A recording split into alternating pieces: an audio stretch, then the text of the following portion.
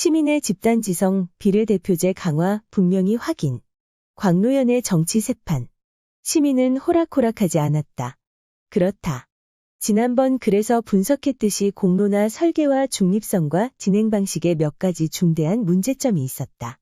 그럼에도 시민들은 수기자료집과 전문가 발표의 복잡다단한 내용을 예리한 질문들을 제기하며 상당한 수준으로 소화했다. 학습 수기 과정 이전과 이후의 설문조사 결과가 확연히 달라진 게 그 증거다.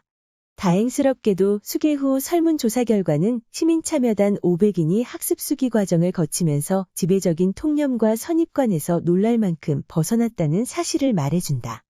16시간의 학습 수기 시간이 만들어낸 일반 시민들의 인식 변화는 학습과 수기로 시민들이 깨어나는 것에 비례해서 선거와 정당, 의회 등 정치 세계를 바꿀 힘이 생긴다는 사실을 확인시켜준다.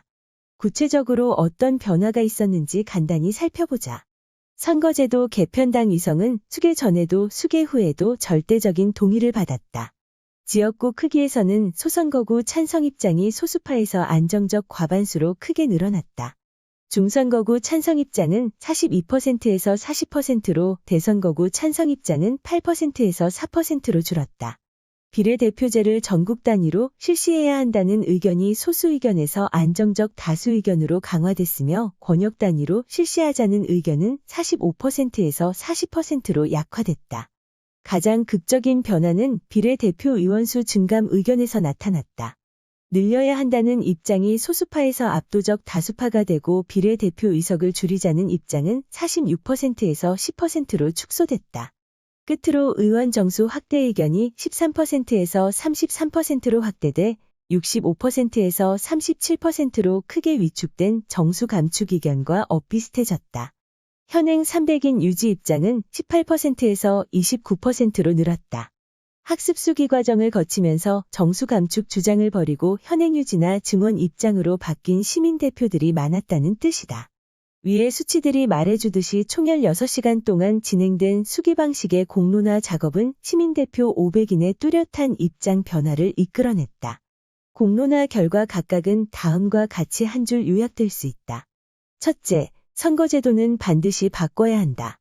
둘째, 지역구의원은 소선거구에서 뽑는 게 바람직하다. 셋째, 비례대표제는 권역 단위가 아니라 전국 단위로 실시해야 한다. 넷째, 비례대표 의석을 늘려야 한다.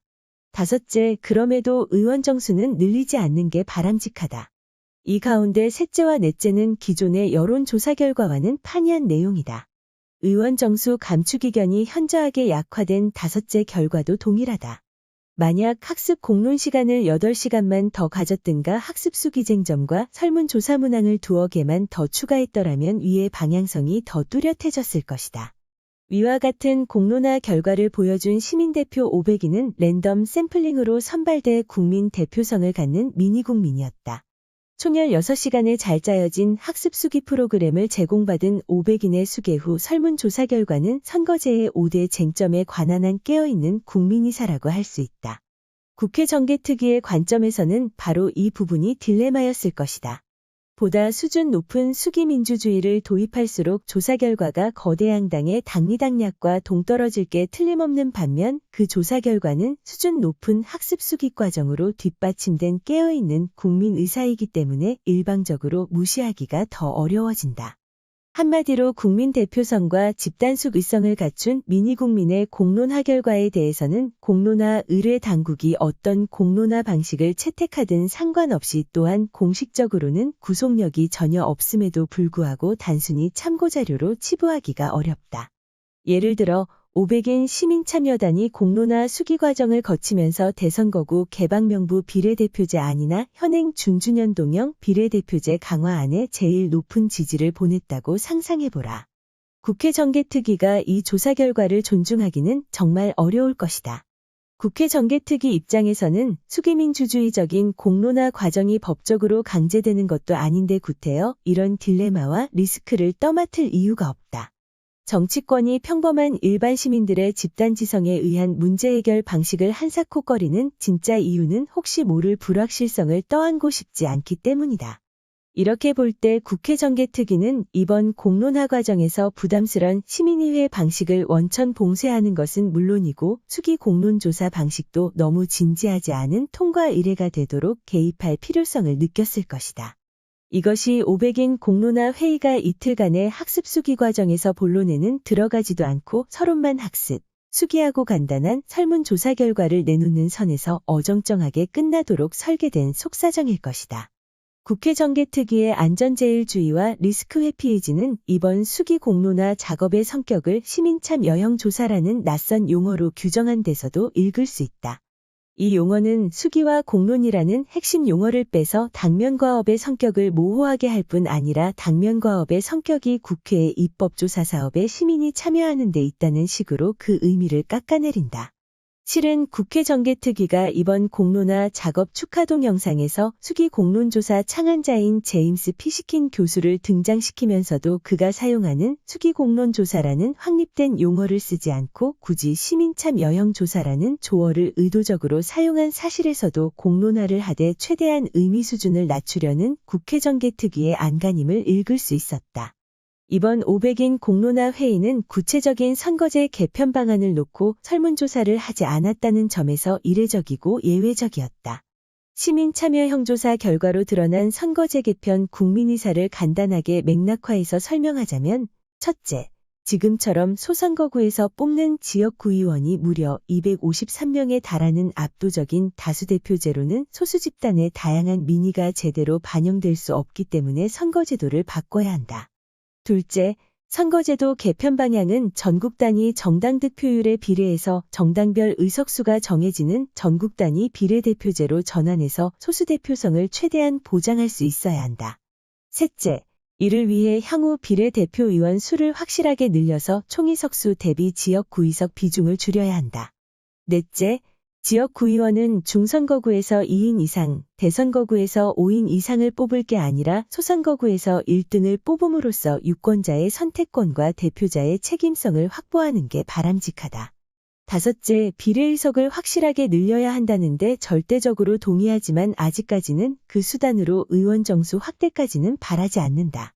의원 정수와 관련해서 네 번째와 다섯 번째가 다소 충돌하는 것 같지만 만약 바람직한 세비 감축 수준과 특권 해소 방안을 묻고 그 조건으로 의원 정수 확대 여부를 물었더라면 의원 정수 확대 의견도 다수 의견이 됐을 가능성이 높다.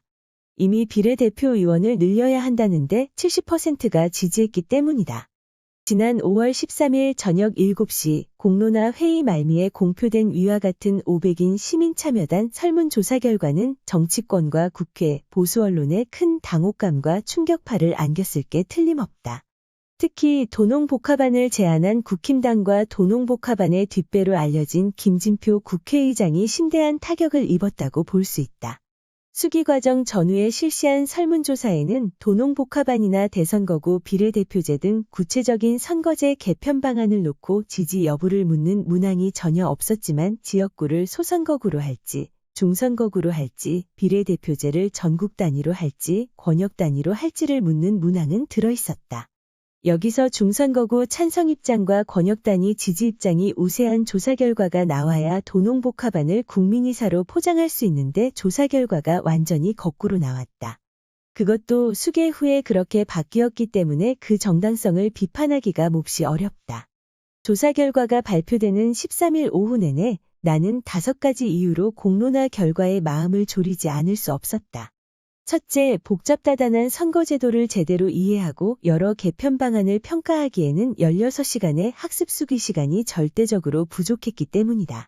둘째, 학습 수기 과정이 선거제도의 기본 쟁점으로 한정되고 구체적 개편 방안까지 나아가지 않은 데다 수기 자료집의 다양한 선거제 개편 방안 중 그나마 이해하기 쉬운 도농복합안만 소개됐기 때문이다. 셋째, 전문가들이 상이한 입장을 개진하며 불꽃 튀는 토론과 논쟁을 벌이지 않고 모두 중립적 해설자를 자임한 탓에 전문가 발표 및 질의응답 시간의 쟁점과 대안이 명확하고 생생하게 드러나지 않았기 때문이다. 넷째, 전문가들이 선거제의 3대 목표 가운데 하나로 책임성을 제시함으로써 중선거구까지는 몰라도 대선거구와 비례대표제는 1차적으로 배제될 수밖에 없었기 때문이다. 5째, 바람직한 선거제 개편 권고안을 만들어내는 시민의회 방식이나 복수의 선거제 개편 방안을 놓고 학습 수기에 따른 선호 변화를 보여주는 수기 공론조사 방식이 아니고 가장 낮은 수준의 공론화 방법으로 시민참여형 조사 방식을 채택했기 때문이다. 선거제도 공론화 시민참여단의 500인 시민대표들은 고도의 집단지성을 발휘하여 위의 5가지 제약과 한계를 놀라우리만큼 극복했다. 만약 학습 수기 시간이 8시간만 더 있었더라면 또는 의원특권 해소 방안도 학습 수기 사항이자 설문조사 대상이었다면 설문조사 결과가 더 극적으로 달라졌을 가능성을 배제하지 못한다. 지난번 그래서 학습 수기 과정에 대해 여러 비판을 가했지만 학습 수기 과정을 거치고 나서 잘 모르겠다는 답변이 10%대에서 1.2%로 떨어진 사실과 우세 의견이 뒤집히는 현상이 기본 쟁점 5개 중 3개에서 발생한 사실은 학습 수기 효과가 확실했다는 사실을 말해준다. 일반 시민의 문제의식과 집단지성이 모든 제약에도 불구하고 작동했다. 공론화 회의에서 시민대표 500인은 사실상 도농복합안뿐 아니라 권역별 비례대표제와 대선거구 비례대표제 등 국회의장 자문위가 지난번 국회 전원위에 제출한 주요 개편 방안 3개를 모두 배척했다. 내가 보기에 이번 공론화의 최대 패자는 도농복합안을 제안한 국힘당과 도농복합안을 밀어준 김진표 국회의장이고 최대 승자는 2020년 개정선거법 혹은 혼합식 준준 연동형 비례대표제라고 할 수 있다. 도농복합안의 주요 내용인 중선거구제와 권역단위 비례대표제는 수개 후 확실한 이의로 뒤집혔기 때문에 거부하는 국민의사가 분명히 표출됐다고 볼 수 있다. 대선거구 비례대표제 역시 지역구는 소선거구로 하자는 국민의사가 분명하게 표출돼 상당 기간 뒤집기가 어렵게 생겼다. 이번 500인 공론화 조사 결과를 한마디로 줄이자면 지역구의원은 소선거구제로 뽑고 전국 단위 비례대표제를 하되 비례의석을 늘리라는 건데 우리나라는 이미 이런 선거제도를 갖고 있다. 2020년 개정선거법의 혼합식 연동형 비례대표제가 그것이다. 위성정당으로 무력화되었으나 현행 연동 영선거제도는 책임성을 위해 지역구 의원 253명을 소선거구제로 뽑되 전국 단위 연동형 비례대표제를 실시해서 비례성과 대표성을 함께 높이면서 다당제 전환의 징검다리를 놓는 일대 개혁입법이었다. 어떤가? 이번 공론조사 결과가 가리키는 방향과 정확하게 일치하는 선거제도 아닌가?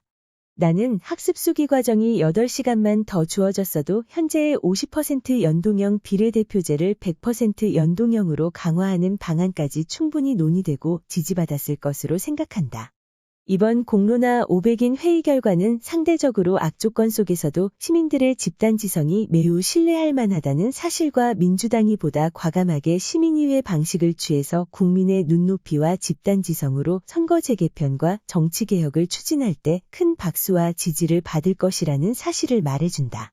시민의 집단지성과 책임감이 의도적인 부실 설계와 잘못된 중립성 그리고 시간 제약을 이겼다. 기쁘다.